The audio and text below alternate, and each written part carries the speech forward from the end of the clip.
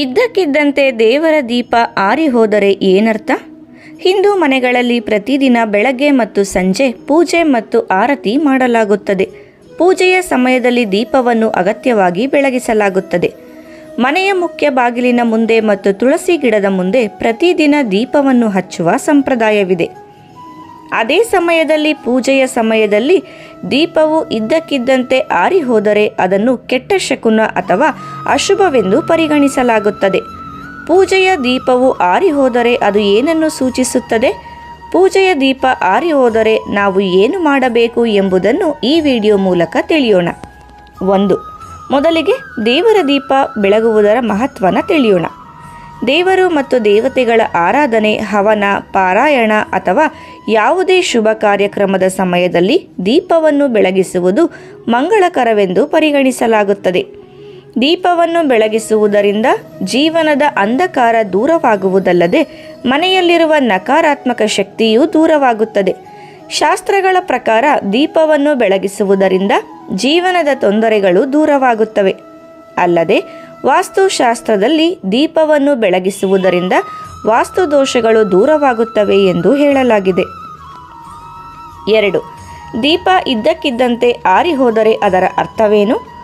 ಪೂಜೆಯ ಸಮಯದಲ್ಲಿ ದೀಪವನ್ನು ನಂದಿಸುವುದು ಅಥವಾ ಆರಿ ಹೋಗುವುದು ಸಾಮಾನ್ಯವಾಗಿ ಕೆಟ್ಟ ಶಕುನವೆಂದು ಪರಿಗಣಿಸಲಾಗುತ್ತದೆ.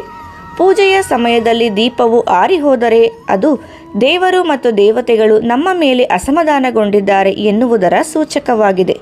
ಇದರರ್ಥ ಪೂಜೆ ಪೂರ್ಣಗೊಂಡಿಲ್ಲ ಹಾಗೂ ಪೂಜೆಯ ಪೂರ್ಣ ಫಲ ನಿಮಗೆ ದೊರೆಯುವುದಿಲ್ಲ ಎಂಬುದಾಗಿದೆ. ಇದಲ್ಲದೆ ದೇವರ ಮುಂದೆ ನೀವಿಟ್ಟ ಬಯಕೆಯು ಈಡೇರುವುದಿಲ್ಲ ಎಂಬುದಾಗಿದೆ. ಓರ್ವ ವ್ಯಕ್ತಿ ಶುದ್ಧ ಮನಸ್ಸಿನಿಂದ ದೇವರನ್ನು ಪೂಜಿಸದೇ ಇದ್ದರೂ ದೇವರ ದೀಪ ಆರಿ ಹೋಗುತ್ತದೆ. 3. ದೀಪ ಇದ್ದಕ್ಕಿದ್ದಂತೆ ಆರಿ ಹೋದರೆ ಹೀಗೆ ಮಾಡಬೇಕು. ಪೂಜೆಯ ಸಮಯದಲ್ಲಿ ದೀಪವು ಆರಿ ಹೋಗಲು ಗಾಳಿ ಅಥವಾ ಬತ್ತಿಯಲ್ಲಿ ಸಾಕಷ್ಟು ಪ್ರಮಾಣದ ತುಪ್ಪ ಅಥವಾ ಎಣ್ಣೆಯ ಕೊರತೆಯಂತಹ ಇತರ ಕಾರಣಗಳೂ ಇರಬಹುದು. ಅಂತಹ ಪರಿಸ್ಥಿತಿಯಲ್ಲಿ ಪೂಜೆಯ ಸಮಯದಲ್ಲಿ ನಿಮ್ಮ ದೀಪವು ಆರಿ ಹೋದರೆ ದೇವರಲ್ಲಿ ಕ್ಷಮೆಯಾಚಿಸಿ ಮತ್ತು ಮತ್ತೆ ದೀಪವನ್ನು ಬೆಳಗಿಸಿ. ದೀಪದಲ್ಲಿ ತುಪ್ಪ ಮತ್ತು ಎಣ್ಣೆ ಸಾಕಷ್ಟು ಪ್ರಮಾಣದಲ್ಲಿ ಇರಬೇಕು. ಇದರಿಂದ ದೀಪವು ಮತ್ತೆ ಆರಿ ಹೋಗುವುದಿಲ್ಲ ಎಂಬುದನ್ನು ನೆನಪಿನಲ್ಲಿಡಿ. 4. ಅಖಂಡ ಜ್ಯೋತಿ ಬೆಳಗುವಾಗ ಇವುಗಳನ್ನು ಗಮನದಲ್ಲಿರಲಿ. ಒಬ್ಬ ವ್ಯಕ್ತಿಯು ತನ್ನ ಸಂಕಲ್ಪವನ್ನು ಪೂರೈಸಲು ಅಖಂಡ ಜ್ಯೋತಿಯನ್ನು ಬೆಳಗಿಸುತ್ತಿದ್ದರೆ ಅವನು ಅದರ ಬಗ್ಗೆ ಹೆಚ್ಚಿನ ಕಾಳಜಿ ವಹಿಸಬೇಕಾಗುತ್ತದೆ. ಏಕೆಂದರೆ ಅಖಂಡ ಜ್ಯೋತಿಯನ್ನು ನಂದಿ ಹೋದರೆ ಅದು ಅವನ ಇಚ್ಛೆ ಪೂರ್ಣಗೊಳ್ಳದಂತೆ ಮಾಡುತ್ತದೆ. ಇಂತಹ ಘಟನೆಯು ಕುಟುಂಬಕ್ಕೆ ತೊಂದರೆ ತರಬಹುದು. ಇದನ್ನು ತಪ್ಪಿಸಲು ಅಖಂಡ ಜ್ಯೋತಿಯನ್ನು ಬೆಳಗಿಸುವಾಗ ಅದರ ಸುತ್ತಲೂ ಗಾಜಿನ ಆವರಣವನ್ನು ಇರಿಸಿ ಮತ್ತು ಅದರಲ್ಲಿ ಸಾಕಷ್ಟು ಎಣ್ಣೆ ಮತ್ತು ತುಪ್ಪವನ್ನು ಹಾಕಿಡಿ. ಅಲ್ಲದೆ ಅಖಂಡ ಜ್ಯೋತಿಯ ಪಕ್ಕದಲ್ಲಿ ಸಣ್ಣ ದೀಪವನ್ನು ಬೆಳಗಿಸಿ. ಒಂದು ವೇಳೆ ಅಖಂಡ ಜ್ಯೋತಿಯ ದೊಡ್ಡ ದೀಪ ಆರಿ ಹೋದರೆ ಈ ಚಿಕ್ಕ ದೀಪದಿಂದ ಮತ್ತೆ ಅಖಂಡ ಜ್ಯೋತಿಯನ್ನು ಬೆಳಗಿಸಬಹುದು.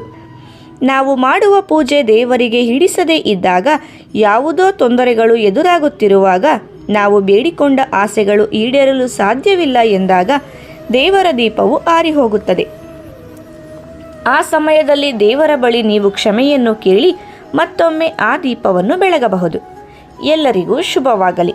ಸ್ನೇಹಿತರೆ, ಮಾಹಿತಿ ಇಷ್ಟ ಆದರೆ ವಿಡಿಯೋಗೆ ಒಂದು ಲೈಕ್ ಮಾಡಿ. ಇದೇ ರೀತಿ ಉಪಯುಕ್ತ ಮಾಹಿತಿಯೊಂದಿಗೆ ಮುಂದಿನ ವಿಡಿಯೋದಲ್ಲಿ ಭೇಟಿಯಾಗೋಣ. ಧನ್ಯವಾದಗಳು.